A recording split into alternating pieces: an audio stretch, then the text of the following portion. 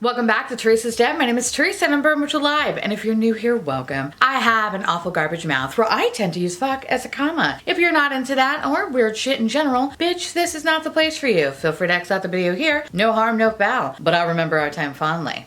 If you want to jump straight to the overall review of the products, I'll leave a time code down below. Feel free to jump ahead. So I picked up this foundation yesterday and I was able to actually leave work a little bit early, go to my local Sephora by my job and run my fat ass home on the train. And it was great because it was technically before rush hour, which means I get a seat, and always a good fucking story. Because if you really want to see New York at its craziest, apparently Fast and the Furious is going on outside. If you really want to see New York at its craziest, go on the train in the middle of the afternoon. You'll see some real fucking winners. I can assure you that. So I get on the train and it was fairly empty and it was so fucking beautiful and so air conditioned. I loved it. It was amazing. I sit down listening to music, playing Candy Crush and living my best life. When the next stop pulls in, two women get on the train. Now it was hard to really tell their age. I feel like they were probably close to my age, maybe within like 5 or 6 years. I couldn't tell if they were like maybe late 30s or early 40s. It was kind of hard to tell. They sit next to me and they would not shut the fuck up. They just kept talking and talking and talking about nothing in particular. And it was just kind of annoying because as loud as I had my music on, I could still hear them talking. But then my tune changed because the girl that was next to me said the following. I think I had a little too much prune juice. I think I might shit my pants. I'm listening. What? So I take my headphone out because now it's gold. The lady next to her said, "Are you sure?" Janice, I'm not fucking joking. I'm gonna shit my pants. The excitement in me boils over with delight. So the lady next to her goes, "Come on, I don't have any more clean underwear to give you." I have a lot of questions. First one being, do you mean today or the overall course of your friendship? Because if it's today, then I have a lot of follow-up questions. Oh God, we gotta get off the next stop. Ooh. And now I could feel like the lady next to me just start rumbling like Mount Vesuvius, and I'm like, this is just not gonna be good. And of course, the F train that I'm on runs express. There was a lot of stops that we missed, which meant that it took about another 5 minutes to go to the next fucking stop. So the whole time, I pretty much just held my breath, praying to God that nothing was gonna be oozing out underneath her that would somehow touch my foot because I had flip-flops on. In any case, it was the longest 5 minutes of all of our lives, but as the train started pulling in, she slowly got up and she held her ass as she walked out of the train. And I felt so fucking bad because that's terrible. But at the same time, really funny because I'm a piece of shit. Anyway, I hope that lady gets cleaned up because that's fucked up. And to make matters even worse, she had cream colored pants on. I hope for her sake nothing seeps out. Anyway, that was my adventure home from getting this foundation. And probably the highlight of my day. Anyway, how are you? On today's video, we're gonna be talking about the new Fenty Hydrating Foundation along with the new Hydrating Primer. So this video is going to be a first impressions, only because the foundation and primer just came out. I've been playing with it for 2 days now. This is probably the longest that I've had it on, which is roughly about 7, almost 8 hours at this point. But I still kind of want to play with it a little bit more, and I'm actually going to be going to a horror convention tomorrow. I'm going to be surrounded by other fat, sweaty people. So I am going to put this motherfucker to the test, and we'll see how it goes. I'm planning on doing an update video, I want to say hopefully next week, if not the following week, where I'm going to rate all the hydrating foundations that I have tried as of late that have been coming out, because matte season's over, bitches. It's all about hydration. So I really wanted to kind of, again, preface this video by saying this is a first impressions. These are my initial thoughts, and this is based off of a 2-day wear test. So let's talk about the primer here. Pro Filt'R Hydrating Primer retails for $32. A lightweight hydrating makeup primer for normal to dry skin that nurtures, keeps skin comfortable all day, and extends foundation wear.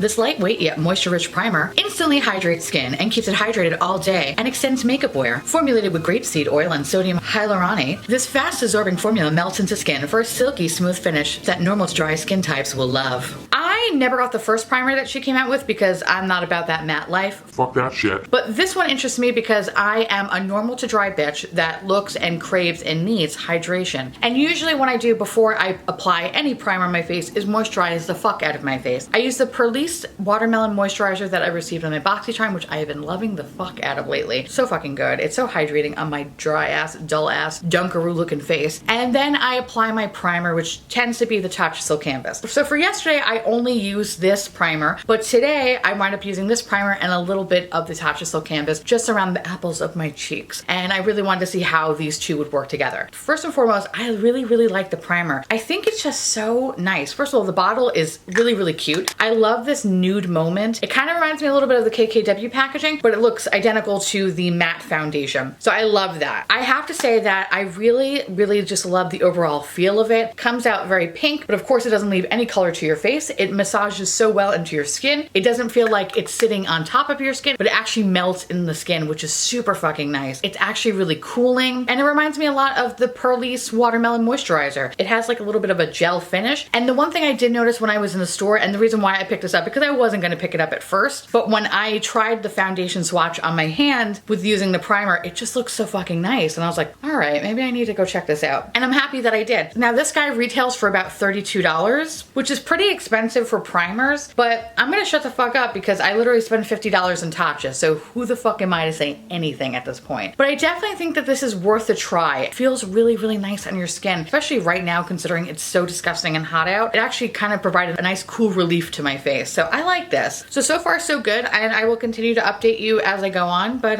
yeah, I'm not disappointed. So let's talk about the foundation. Pro Filt'R Hydrating Long Wear Foundation retails for $35. A hydrating long wear foundation that delivers comfortable medium to full coverage in a natural finish, perfect for normal to dry skin. Long-lasting coverage and hydration in 50 shades, each delivered in a portable tube. Get a perfectly smooth, natural-looking finish that lets skin look like skin. Rihanna created this formula with grapeseed oil and sodium hyaluronate to make a foundation that normal and dry skin types will love. This guy is going to retail you about $35. You get the same amount of product that you would as the matte version of this, which is really nice. The biggest difference I would say is obviously straight up packaging. I kind of almost wish that they would look identical, but obviously that would confuse people, and I get it, people are dumb. But I don't know, there's just something about this that just feels so nice compared to this. And it's at the same price point too, so it's like, First thing right off the bat is that this foundation has a slight smell to it. And the fact that I can pick it up, it's kind of a problem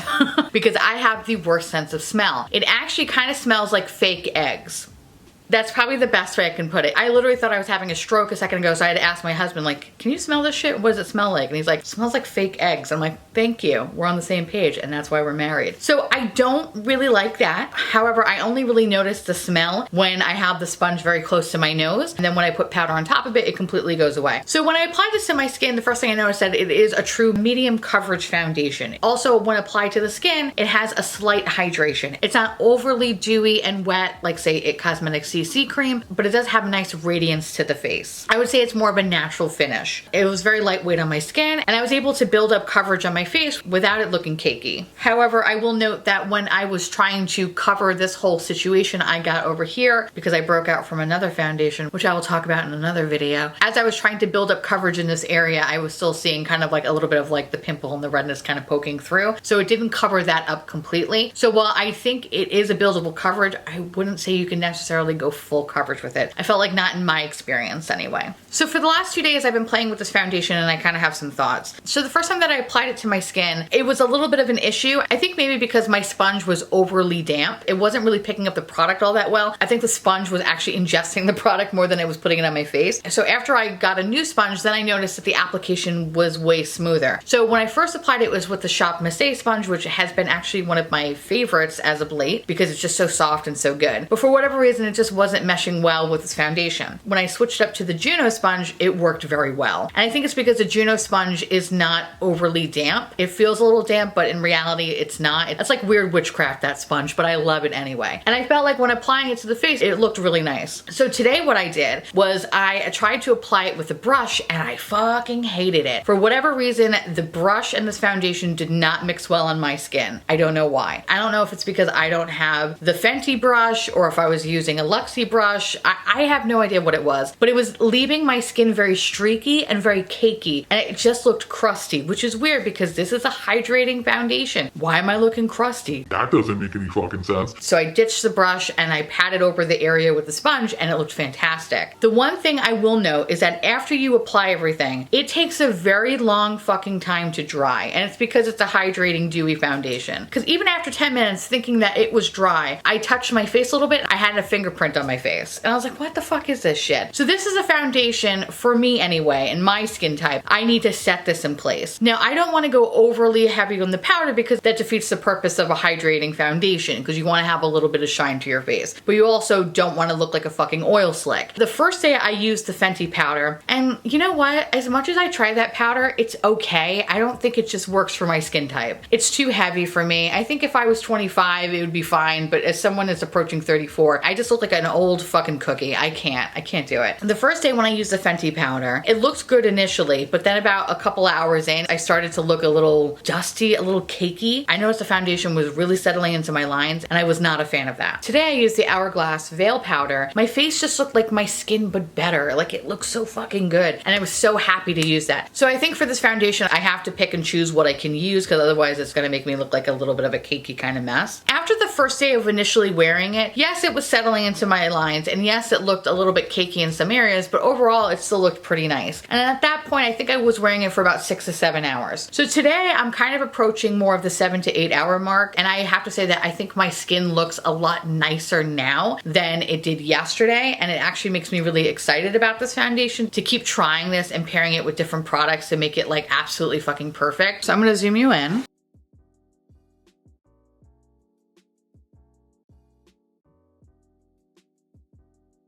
I would say the biggest con in this foundation is how fast it settles into my fine lines. And that's something that is really fucking annoying. And I noticed this after like a couple of hours into the application, but I'm able to pat it out with a finger and it's not terrible, but it keeps coming back and back and back with a vengeance. So that's really fucking annoying. On my nose, I think it looks really good, which is usually my biggest trouble spot. And that's when I know a foundation is not gonna really work for me very well if it looks overly dry. But this foundation, for sitting on my face for about a little over 7 hours, it looks pretty fucking good. So here are my student loan stress lines. I call him Herbert. He's a representative from Sally Mae. Anyway, as you can see, it's settling into that line right over here, as well as, Jesus Christ, what the fuck is that?